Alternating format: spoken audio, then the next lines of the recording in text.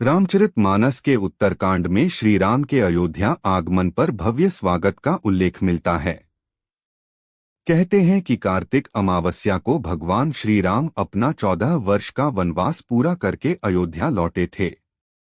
जब प्रभु श्री राम अयोध्या लौटे तो सभी शहरवासी उनके आगमन के लिए उमड़ पड़े। भगवान श्री राम अपना 14 वर्ष का वनवास पूरा करने के बाद पुनः लौट आए थे।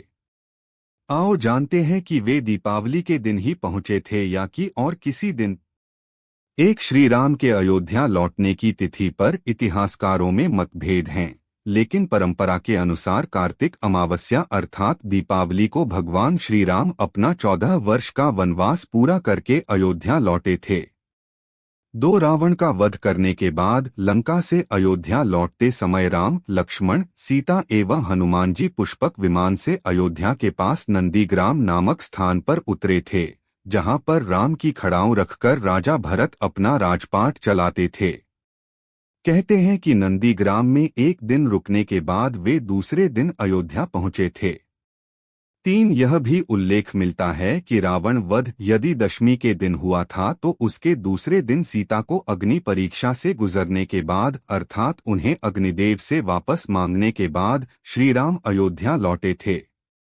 मतलब यह कि वे एकादशी के दिन अयोध्या की ओर चले थे और रास्ते में वह निषादराज गुह केवट के यहाँ रुके भी थे।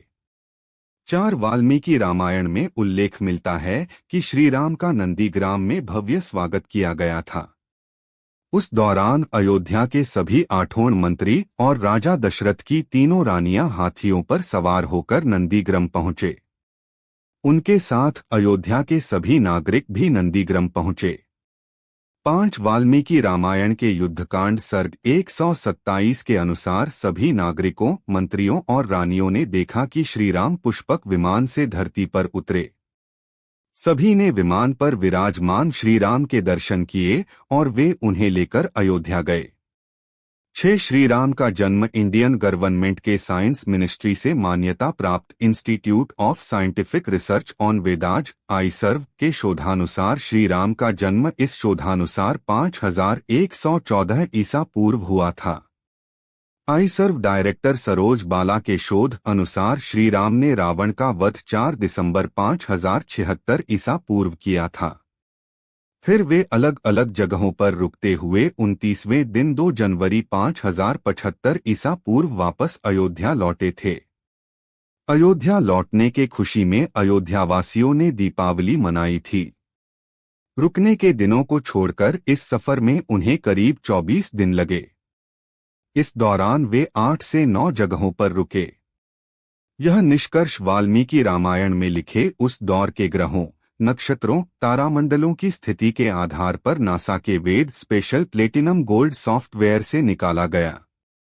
साथ श्री राम जी की खड़ाऊ ले जाते समय भरत जी ने कहा था कि चतुर्दशे ही संपूर्ण वर्षेदद्व निर्घुतम नद्रक्ष्यामि यदि त्वा तु प्रवेक्ष्यामि हुताशन, अर्थात हे रघुकुल श्रेष्ठ, जिस दिन 14 वर्ष पूरे होंगे उस दिन यदि आपको अयोध्या में नहीं देखूंगा तो अग्नि में प्रवेश कर जाऊंगा। भरत के मुख से ऐसे प्रतिज्ञापूर्ण शब्द सुनकर राम जी ने भरत को आश्वस्त करते हुए कहा था, तथेति प्रतिज्ञाय, अर्थात ऐसा ही होगा। 8 इसी प्रकार महर्षि वशिष्ठ जी ने महाराजा दशरथ से राम के राज्याभिषेक के संदर्भ में कहा था। चैत्र श्रीमानय मास पुण्य पुष्पितकानन यौ राज्याय रामस्य सर्वमेवोकल्प्यतां, अर्थात जिसमें वन पुष्पित हो गए। ऐसी शोभा कांति से युक्त यह पवित्र चैत्र मास है। राम जी का राज्याभिषेक पुष्प नक्षत्र चैत्र शुक्ल पक्ष में करने का विचार निश्चित किया गया है। षष्ठी तिथि को पुष्य नक्षत्र था। राम जी लंका विजय के पश्चात अपने 14 वर्ष पूर्ण करके पंचमी तिथि को भारद्वाज ऋषि के आश्रम में उपस्थित हुए। वहां एक दिन ठहरे और अगले दिन उन्होंने अयोध्या के लिए प्रस्थान किया। उससे पहले उन्होंने अपने भाई भरत से पंचमी के दिन हनुमान जी के द्वारा कहलवाया, अविघ्न पुष्यो गेन श्वो राम दृष्टिमर्हसि, अर्थात हे भरत, कल पुष्य नक्षत्र में आप राम को यहाँ देखेंगे। इस प्रकार राम चैत्र के माह में षष्ठी के दिन ही ठीक समय पर अयोध्या में पुनः लौटकर आए। 9 वाल्मीकि रामायण के अनुसार सीताजी का हरण बसंत ऋतु में हुआ था। अपहरण के पश्चात रावण ने उन्हें 12 मास का समय देते हुए कहा कि हे सीते, यदि इस अवधि के भीतर तुमने मुझे स्वीकार नहीं किया तो मेरे याचक तुम्हारे टुकड़े टुकड़े कर डालेंगे। 10 यह बात हनुमान जी ने जब श्री राम से कही तो उन्होंने भली प्रकार चिंतन करके सुग्रीव को आदेश दिया कि